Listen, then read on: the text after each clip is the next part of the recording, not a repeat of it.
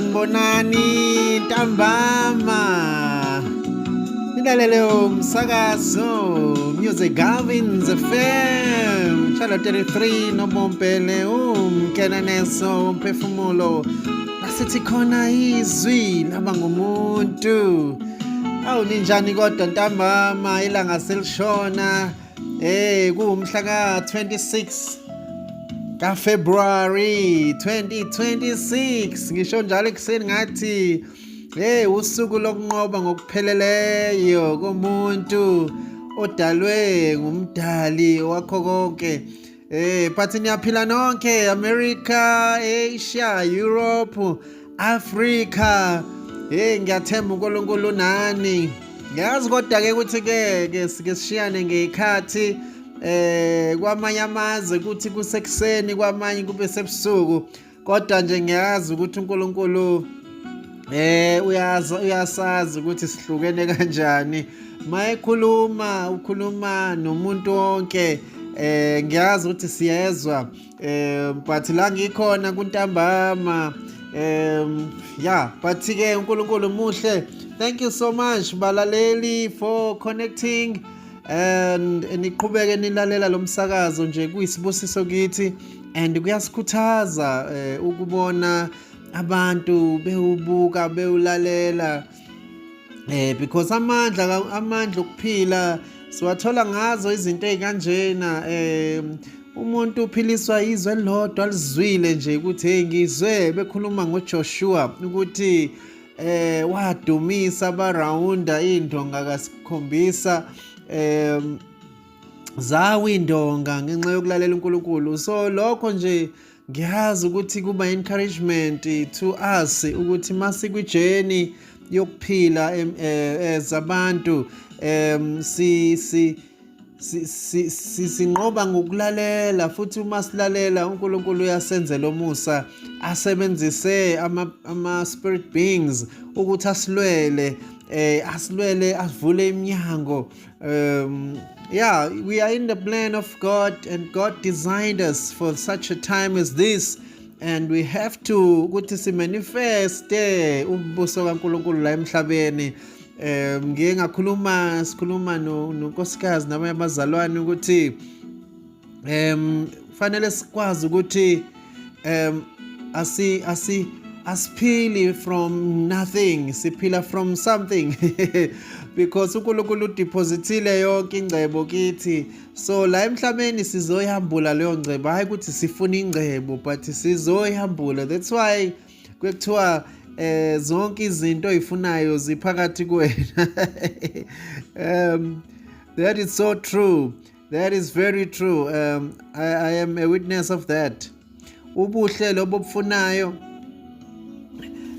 buphakathi kuwe. So sigqugquzela lokho nje ukuthi balaleli nazi ukuthi konke kukini, singaphili kwi-mentality yokuhlupheka ukuthi anginalutho Nkosi yami, fanele ngenze something, ngibuild something.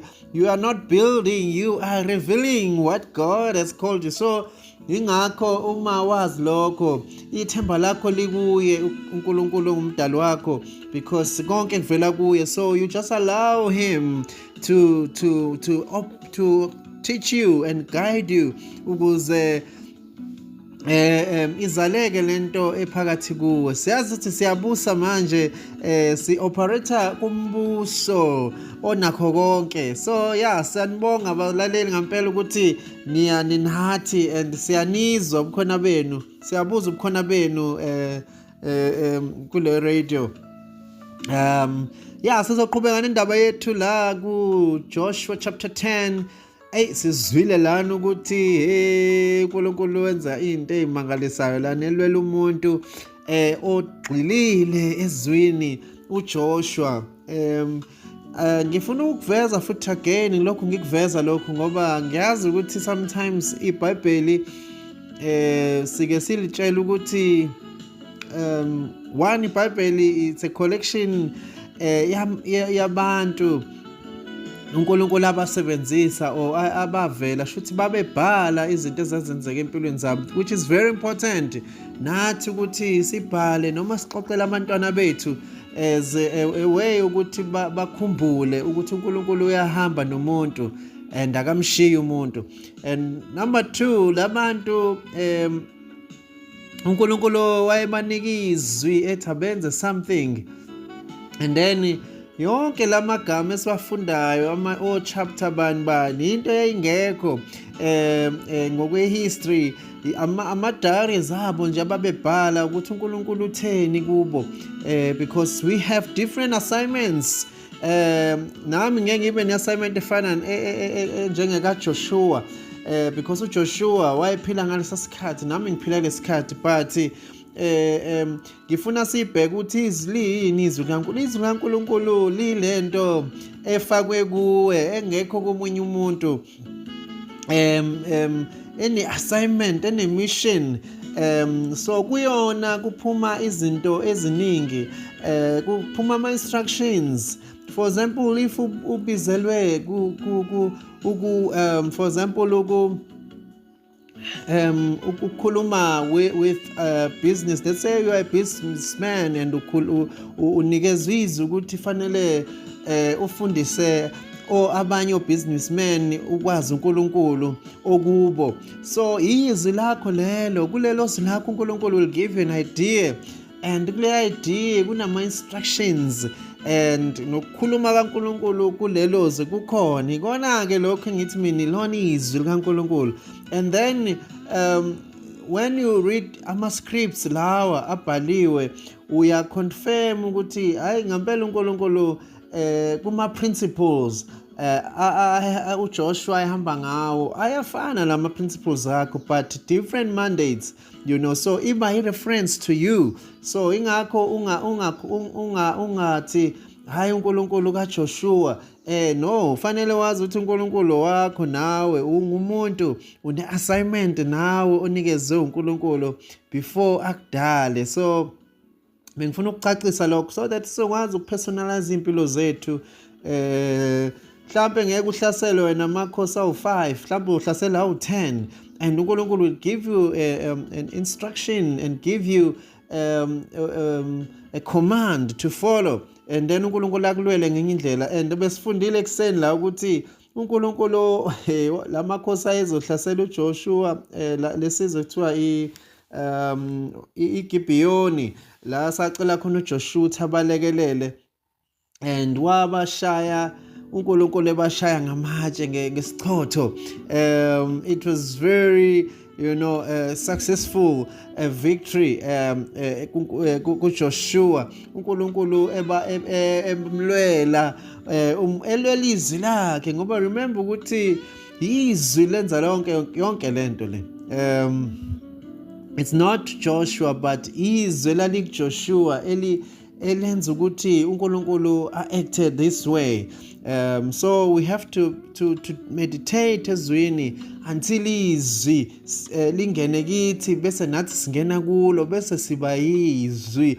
And uma libuka leli izwi libe human being, lithatha image yakho. So uJoshua isenaleyo ngubo yezwi, angasabonakala uJoshua kodwa sekubonakala izwi. So mayiqhamuka ama-spirit beings like the angels, they respond because babona izwi elala kuJoshua. Engilalela umsakazo Music Gavins FM channel 33 noBompele umkenenezo wemphefumulo, la sithi khona izwi laba ngumuntu.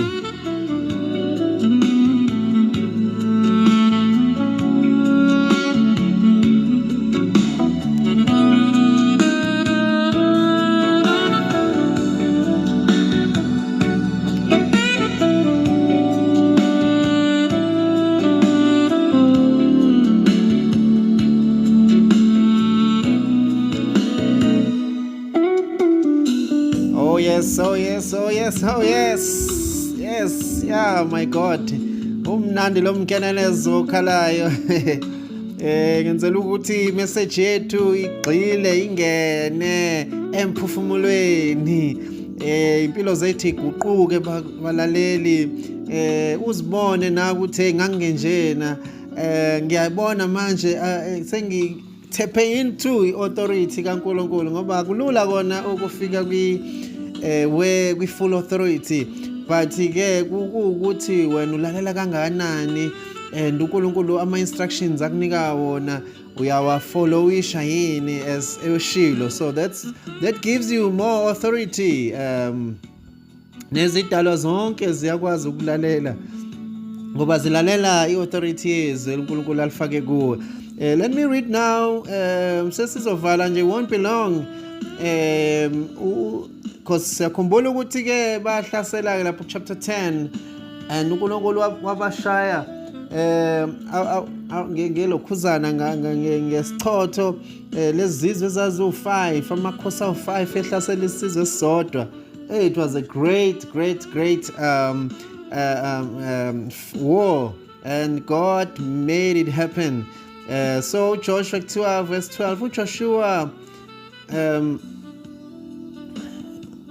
wayesekhuluma kuJehova mhla uJehova enikela ama-Amori phambi kwabantwana bakwa-Israyeli, wathi ebusweni bakwa-Israyeli, langa yima eGibhiyoni, nawe nyanga esigodini sase-Ajolini. Yaselima ilanga nenyanga yahlala, abantu baze baziphindisela ezitheni zabo. Akulotshiwe yini lokho encwadini kolungileyo na? Ilanga lema phakathi nomkhathi, alisheshanga ukushona kungathi usuku lonke. We bantu Nkosi yami, aluzange lube khona usuku olunjengalo phambi kwalo noma ngasemuva kwalo lokuba uJehova alalele izwi lomuntu, ngokuba uJehova wamlwela uIsrayeli. Sizogcina lapho nje kucha verse 14. Kwenzeka into njoba lisho neBhayibheli uthi into engakazi yenzeke uNkulunkulu elalela izwi lomuntu. Ilanga balaleli siyazi ukuthi ekuseni liyaphuma, siyazi ukuthi ntambama kuba nenyanga, and uJoshua wakhuluma kulo. Wamisa isikhathi uNkulunkulu asakhile. This is crazy balaleli. I'm so touched by this action. But now what God has showed me ukuthi uJoshua was full of what God spoke to him. So Joshua really understood the power of the presence of God, the power ukuthi uNkulunkulu naye, and leyo nto wameditate ngayo waze waba yiyona uNkulunkulu nami. Can we be that? Balaleli sibe abantu abaze bathi abantu wena uNkulunkulu nawe. Ilwane zibona uNkulunkulu kuwe. Even ilanga sikhumbule phela ukuthi uNkulunkulu akayidali into engaphili. Ubuke nje ukuthi uNkulunkulu akayidali into engaphili.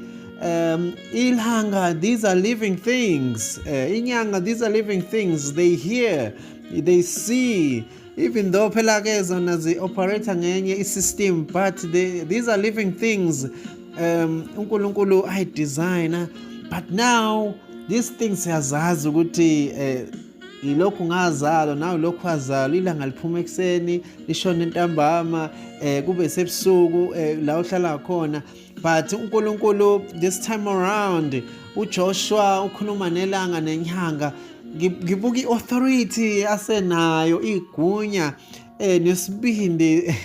uJoshua wayeseyizwi likaNkulunkulu. So ile part nje ade ngifisa impela ukuthi sibuke nje ngoJoshua, and then sesojumpela manje kwenye inceke uGideon. So this is what the heart of this FM, the heart of this radio station. Izwi malibe umuntu, izwi aliphenduke libe nguwe, so that umuqhamuka izidalwa zonke zibona izwi likaNkulunkulu. Mawukhuluma ukhuluma izwi because uyilo izwi. My God. Yo, I am so excited, and I hope this message is challenging all of us to be exactly what the word is saying. uNkulunkulu ufaka izwi kuwe, meditate on it until it becomes something. I know God has given you a word.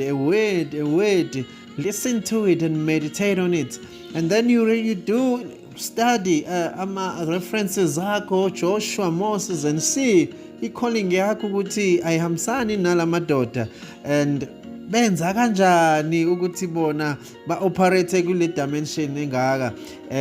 So I want us to close now. Sithi nje, hey, uNkulunkulu akaphakame kithi, thina sinciphe. Let God appear, let us disappear. You know, asibe sezwini ukuze sibe yizwi. Hey Nkosi yami, lami ilanga, yami inyanga. Hey Nkosi yami, uJoshua uthi wabuyela ekamu laseGiligali, bonke abakwa-Israyeli benaye. Lawa makhosi amahlanu abaleka acasha emhuheni. Kwabikwa kuJoshua ukuthi lawa makhosi amahlanu afunyaniswe ecashile emhumeni wasemakhenda. uJoshua wathi ngingelani amatshe amakhulu emlonyeni womhume, nibeka amadoda ngakuwo ukuba awalinde. Kepha ningemi nina, xoshani izitha zenu, nibulale ezingasemumva, ningazivumeli ukuba zingene emizini yazo, ngokuba uJehova uNkulunkulu wenu uzinikele esandleni senu. You know, impilana uNkulunkulu wayefuna ukuqeda ngalesizwe lesi, ngalamakhosi. So isuku laselishona, but wathi ngeke langa ima siqede. So uNkulunkulu uyabona ukuthi uyakwazi ukukulalela uma uzwi lakhe usulifake kuye, wameditate kulo laze laba wena. Naye akasakwazi ukubona wena, usebona yena. Hey balaleli, siyabonga kakhulu nje for connecting kule FM, and siqhubeke nje simlalela uNkulunkulu and singayeki ukumkhonza because uyazi yena akubekile ngempilo zethu, and we believe ukuthi uNkulunkulu uzosipha amandla ukuthi igama lakhe liphakanyiswe emhlabeni kulesi sikhathi. God bless you. Siyabonga kakhulu nje, sobonana tomorrow ekuseni ngomusa kaNkulunkulu kwi-morning drive, la sithi khona abantu abavuke bakhanye, babe isibani, babe intaba. My God, intaba yokuphephela, because uma usunezwi kaNkulunkulu uhlale kulo, lihlale kuwe, uba intaba yasesiyoni. Mighty God. Siyabonga kakhulu nje. Goodbye. Sanibona tomorrow morning kwi-morning drive. God bless you.